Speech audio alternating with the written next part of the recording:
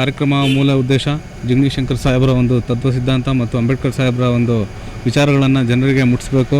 Republican ಸೇನೆಯ ಕೆಲಸಗಳು ಮತ್ತು ಒಂದು ಸಿದ್ಧಾಂತವನ್ನು ಪಾಲಿಸುವ ಒಂದು ರೀತಿ ನೀತಿಗಳನ್ನು ಜನರಿಗೆ ತಲುಪಿಸ್ಬೇಕಂತ ಹೇಳಿ ಈ ರೀತಿಯ ಕಾರ್ಯಕ್ರಮಗಳನ್ನು ಮಾಡ್ತಾಯಿದ್ದೀವಿ. ನಾವು ಸತತವಾಗಿ ಇದು 13 ವರ್ಷದ ಕಾರ್ಯಕ್ರಮ ಮಾಡ್ತಾಯಿದ್ವಿ. ಬೆಂಗಳೂರು ದಕ್ಷಿಣ ವಿಧಾನಸಭಾ ಕ್ಷೇತ್ರದ ಬಂಡೆನಲ್ಲಸಂದ್ರದಲ್ಲಿರುವ ಅಂಬೇಡ್ಕರ್ ಪ್ರತಿಮೆಯನ್ನು ಸ್ವಚ್ಛಗೊಳಿಸಿ ದೀಪ ಬೆಳಗಿಸಿ ಅಂಬೇಡ್ಕರ್ ಪ್ರತಿಮೆಗೆ ಪುಷ್ಪಾರ್ಚನೆ ಮಾಡುವ ಮೂಲಕ 13ನೇ ವರ್ಷದ ಮುಂಬೈ ಮಹಾಯಾತ್ರೆಗೆ ಚಾಲನೆ ನೀಡಿದ ಕರ್ನಾಟಕ ರಿಪಬ್ಲಿಕನ್ ಸೇನೆಯ ರಾಜ್ಯಾಧ್ಯಕ್ಷರಾದ ಪ್ರಜ್ವಲ್ ಜಿಗಣಿ ಶಂಕರ್ ಅವರು.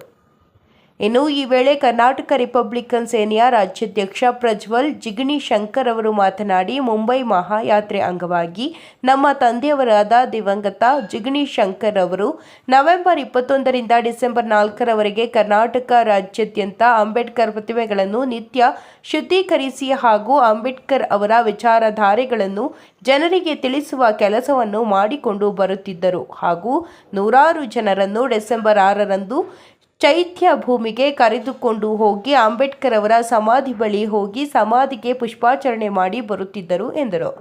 ನಮ್ಮ ತಂದೆಯವರು ತೋರಿಸಿದ್ದ ಮಾರ್ಗದಂತೆ ನಾನು ಕೂಡ ಕಳೆದ 2 ವರ್ಷಗಳಿಂದ ಕರ್ನಾಟಕ ರಿಪಬ್ಲಿಕನ್ ಸೇನೆ ವತಿಯಿಂದ ಮುಂಬೈ ಮಹಾಯಾತ್ರೆ ಹಮ್ಮಿಕೊಂಡು ನವೆಂಬರ್ 21ರಿಂದ ಡಿಸೆಂಬರ್ 4ರವರೆಗೆ ನಿತ್ಯ ಅಂಬೇಡ್ಕರ್ ಅವರ ಪ್ರತಿಮೆಗಳನ್ನು ಸ್ವಚ್ಛಗೊಳಿಸಿ ಅಂಬೇಡ್ಕರ್ ವಿಚಾರಧಾರೆಗಳನ್ನು ಜನರಿಗೆ ತಿಳಿಸುವ ಕೆಲಸವನ್ನು ಮಾಡುತ್ತಿದ್ದು, ಅಂಬೇಡ್ಕರ್ ಅನುಯಾಯಿಗಳು 13ನೇ ಮುಂಬೈ ಮಹಾಯಾತ್ರೆಯಲ್ಲಿ ಪಾಲ್ಗೊಂಡು ಕಾರ್ಯಕ್ರಮವನ್ನು ಯಶಸ್ವಿಗೊಳಿಸುವಂತೆ ಪ್ರಜ್ವಲ್ ಜಿಗಣಿ ಶಂಕರ್ ಅವರು ಮನವಿ ಮಾಡಿದರು.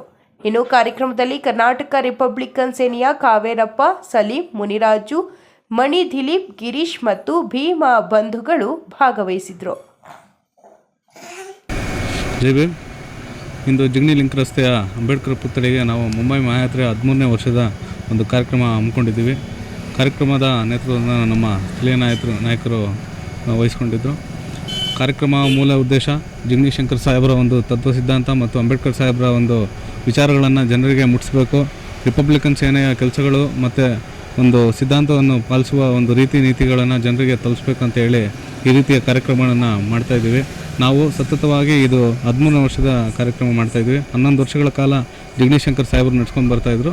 ಈಗ ಒಂದು 2 ವರ್ಷದಿಂದ ನಾವು ನಡೆಸ್ತಾಯಿದ್ದೀವಿ. ನಮ್ಮ ಕಾರ್ಯಕರ್ತರು ತುಂಬ ಉಲ್ಲಾಸದಿಂದ ಉತ್ಸಾಹದಿಂದ ಕೆಲಸ ಮಾಡಿ ಈ ಒಂದು ಕಾರ್ಯಕ್ರಮಗಳನ್ನು ನೆರವೇರಿಸ್ಕೊಡ್ತಾ ಇದ್ದಾರೆ. ನಾಳೆ ದಿನ ನಾವು ವಿಧಾನಸೌಧದಲ್ಲಿ ಈ ಕಾರ್ಯಕ್ರಮನ ಹಮ್ಮಿಕೊಂಡಿದ್ದೀವಿ. ಅಲ್ಲಿ ಹಲವಾರು ನಾಯಕರು ಬರೋರಿದ್ದಾರೆ. ಅದಕ್ಕಾಗಿ ನಾವು ನಮ್ಮ ಮೂಲ ಒಂದು ಐತಿಹಾಸಿಕ ಸ್ಥಳಗಳ ಆಗಿರುವಂಥ ಚೈತ್ಯಭೂಮಿ, ದೀಕ್ಷಾಭೂಮಿ ಹಾಗೂ ಭೀಮಾ ಕೊರೆಗಾಂವ್ ಅಂತ ಒಂದು ಸ್ಥಳಗಳನ್ನು ವೀಕ್ಷಿಸಬೇಕು. ನಾವು ನಮ್ಮ ಇತಿಹಾಸನ ಮರಿಬಾರ್ದು. ಅದಕ್ಕಾಗಿ ನಾವು ಈ ಒಂದು ಕಾರ್ಯಕ್ರಮಗಳನ್ನು ಹಮ್ಮಿಕೊಳ್ತಾ ಇದ್ದೀವಿ. ತಾವು ಎಲ್ಲ ಬಂದು ಆ ಒಂದು ಕಾರ್ಯಕ್ರಮದಲ್ಲಿ ಪಾಲ್ಗೊಂಡು ಆ ಒಂದು ಐತಿಹಾಸಿಕ ಸ್ಥಳಗಳನ್ನು ವೀಕ್ಷಣೆ ಮಾಡಬೇಕಂತ ಕೇಳ್ಕೊಳ್ತೀವಿ. ಜೈ ಭೀಮ್. ಜೈ ಭೀಮ್. ಏನು ಈ ದಿನ ಜಿಗ್ನಿ ಲಿಂಕ್ ರಸ್ತೆಯಲ್ಲಿರುವಂಥ ಬಾಬಾ ಸಾಹೇಬ್ ಅಂಬೇಡ್ಕರ್ ಅವರ ಪ್ರತಿಮೆಯನ್ನು ಇಂದು ನಮ್ಮ ಪ್ರಜ್ವಲ್ ಜಿಗಣಿ ಶಂಕರ್ ಅವರ ನಾಯಕತ್ವದಲ್ಲಿ ಇಲ್ಲಿ ಸ್ವಚ್ಛತೆಯನ್ನು ಮಾಡಿ ಒಂದು ಮಾಲಾರ್ಪಣೆ ಮಾಡಿ ಒಂದು ಪುಷ್ಪವನ್ನು ಸಲ್ಲಿಸಿ ದೀಪ ಹಚ್ಚುವುದರ ಮೂಲಕ ಬಾಬಾ ಸಾಹೇಬರ ಪರಿನಿರ್ವಾಣದ ಅಂಗವಾಗಿ ನಾವು ಸತತ 14 ದಿವಸಗಳಿಂದ ಈ ಕಾರ್ಯವನ್ನು ನಡೆಸಿಕೊಂಡು ಬಂದು ಈ ದಿನ ಜಿಗ್ನಿ ಲಿಂಕ್ ರಸ್ತೆಯಲ್ಲಿ ಅಂಬೇಡ್ಕರ್ ಅವರ ಪ್ರತಿಮೆಯನ್ನು ಸ್ವಚ್ಛ ಮಾಡಿ ಪುಷ್ಪನವನ್ನು ಸಲ್ಲಿಸಿದ್ವಿ. ನಾಳೆ ವಿಧಾನಸೌಧ ಮುಂದೆ ಇರುವಂಥ ಬಾಬಾ ಸಾಹೇಬ್ ಅಂಬೇಡ್ಕರ್ ಅವರ ಪುತ್ಥಳಿಯ ಹತ್ರ ಎಲ್ಲ ನಮ್ಮ ಸಂಘಟನೆಯ ಪದಾಧಿಕಾರಿಗಳು ಹಾಗೂ ಎಲ್ಲ ಅಭಿಮಾನಿಗಳು ಬಂದು ಈ ಕಾರ್ಯಕ್ರಮ ಯಶಸ್ವಿ ಮಾಡಬೇಕಂತ ಈ ಮೂಲಕ ಕೇಳ್ಕೊತಿದ್ವಿ. ಜೈ ಭೀಮ್, ನಮ್ಮ ಬುದ್ಧ. ಜೈ ಭೀಮ್, ನಮ್ಮ ಬುದ್ಧಾಯ, ನಮ್ಮ ಬಸವಾಯ. ನಮ್ಮ ಭಾರತ ದೇಶದ ರಾಷ್ಟ್ರೀಯ ಅಧ್ಯಕ್ಷರಾದಂತಹ ಡಾಕ್ಟರ್ BR ಅಂಬೇಡ್ಕರ್ ಅವರ ಮೊಮ್ಮಗರಾದಂಥ ಆನಂದ ಅಂಬೇಡ್ಕರ್ ಅವರು ಈ ಭಾರತ ದೇಶದ ರಾಷ್ಟ್ರೀಯ ಅಧ್ಯಕ್ಷರು ಹಾಗೂ ನಮ್ಮ ಕರ್ನಾಟಕ ರಾಜ್ಯದ ರಾಜ್ಯಾಧ್ಯಕ್ಷರಾದಂತಹ ದಿವಂಗತ ಜಿಗಣಿ ಶಂಕರಣ್ಣನವರು ನೇತೃತ್ವದಲ್ಲಿ ಹಾಗೂ ಅವರ ಪುತ್ರರಾದಂಥ ಪ್ರಜ್ವಲ್ ಜಿಗಣಿ ಶಂಕರಣ್ಣನವರ ನೇತೃತ್ವದಲ್ಲಿ ಇವತ್ತು ಜಿಗಣಿಯ ಅಡ್ಡರಸ್ತೆ ಲಿಂಕ್ ರಸ್ತೆಯ ಜಿಗಣಿಯಲ್ಲಿ ನಮ್ಮ ಅಂಬೇಡ್ಕರ್ ಪುತ್ಥಳಿಕೆಯಲ್ಲಿ ಸ್ವಚ್ಛತೆ ಹಾಗೂ ಮಾಲಾರ್ಪಣೆ ಹಾಗೂ ದೀಪೋತ್ಸವದ ಅಂಗವಾಗಿ ಈ ಕಾರ್ಯಕ್ರಮವನ್ನು ನಮ್ಮ ಪ್ರಜ್ವಲ್ ಜಿಗಣಿ ಶಂಕರಣ್ಣನವರು ಆಯೋಜನೆ ಮಾಡಿದ್ದಾರೆ. ಈ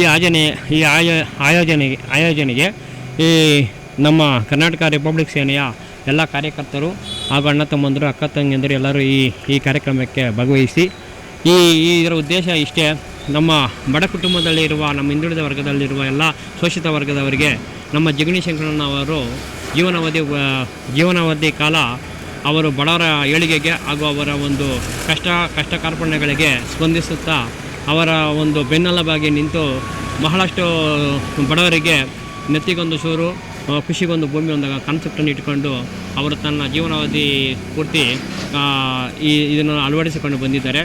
ಆಗ ಅವರ ಕಾಲಾಧೀನ ನಂತರ ಅವರ ಪುತ್ರರಾದಂಥ ಪ್ರಜ್ವಲ್ ಜಿಗಣಿ ಶಂಕರಣ್ಣನವರು ಕೂಡ ಅದೇ ರೀತಿ ಅವರ ಒಂದು ಮಾರ್ಗದರ್ಶನದಲ್ಲಿ ಹೋಗಬೇಕು, ಬಡವರ ಪರ ನಿಲ್ಲಬೇಕು, ಬಡವರ ಒಂದು ಕಷ್ಟ ಕಾರ್ಪಣ್ಯಗಳಿಗೆ ಸ್ಪಂದಿಸುತ್ತಾ ನಮ್ಮ ಕರ್ನಾಟಕ ರಿಪಬ್ಲಿಕ್ ಸೇನೆಯನ್ನು ಇನ್ನೂ ಗಟ್ಟಿಯಾಗಿ ಭದ್ರವಾಗಿ ಬುನಾದಿಯಾಗಿ ಅವರ ತಂದೆಯವರು ಬಹಳಷ್ಟು ಶ್ರಮಪಟ್ಟು ಅದನ್ನು ಕಟ್ಟಿ ಬೆಳೆಸಿಕೊಂಡು ಬಂದಿದ್ದಾರೆ. ಅದನ್ನು ಯಾವುದೇ ಕಾರಣಕ್ಕೂ ಅದು ಕುಂಠಿತ ಬರದ ರೀತಿಯಲ್ಲಿ ಅವರ ವೈಖರಿಯನ್ನು ಇವರು ಮುನ್ನಡೆಸಿಕೊಂಡು ಹೋಗಬೇಕು. ಮತ್ತು ನಮ್ಮ ಕರ್ನಾಟಕ ರಾಜ್ಯದ ಅಲ್ಲದೆ ಪಕ್ಕದ ರಾಜ್ಯಗಳಾದಂಥ ಆಂಧ್ರ ಪ್ರದೇಶ, ಮಹಾರಾಷ್ಟ್ರ, ಕೇರಳ, ತಮಿಳುನಾಡು ಅಲ್ಲೂ ಕೂಡ ನಮ್ಮ ಶಂಕರಣ್ಣನವರು ಅವರದೇ ಆದ ಒಂದು ಛಾಪವನ್ನು ಸಂಘಟನೆಯಲ್ಲಿ ಭಾಗವಹಿಸಿ ನಮ್ಮ ಒಂದು ರಿಪಬ್ಲಿಕ್ ಸೇನೆಯನ್ನು ಗಟ್ಟಿಯಾಗಿ ಭದ್ರವನ್ನು ಪಡಿಸಿ ಬಹಳಷ್ಟು ಅವರು ಉನ್ನತ ಮಟ್ಟಕ್ಕೆ ಇದು ಬುನಾದಿಯನ್ನು ಹಾಕಿ ಕೊಟ್ಟಿದ್ದಾರೆ. ಅವರ ಹಾದಿಯಲ್ಲೇ ಕೂಡ ನಾವು ಇನ್ನೂ ಮುನ್ನಡೆಸ್ಕೊಂಡು ಹೋಗಬೇಕು, ಇದನ್ನು ಗಟ್ಟಿಯಾಗಿ ನಿಲ್ಲಬೇಕು. ಇದು ನಮ್ಮ ಭಾರತ ದೇಶದಾದ್ಯಂತ ಇದು ಇನ್ನೂ ಉನ್ನತ ಮಟ್ಟದಾಗಿ ಶಕ್ತಿಯಾಗಿ ಬೆಳಕಿನ ರೀತಿಯಲ್ಲಿ ಪ್ರಜ್ವಲಿಸಬೇಕಂತ ಹೇಳ್ತಾ ಈ 2 ಮಾತನ್ನು ಮುಗಿಸುತ್ತಿದ್ದೀನಿ. ಜೈ ಹಿಂದ್, ಜೈ ಕರ್ನಾಟಕ ಮಾತೆ, ಜೈ ಭೀಮ್, ಜೈ ಅಂಬೇಡ್ಕರ್, ಜೈ ಜಿಗಣಿ ಶಂಕರಣ್ಣ, ಜೈ ಪ್ರಜ್ವಲ್.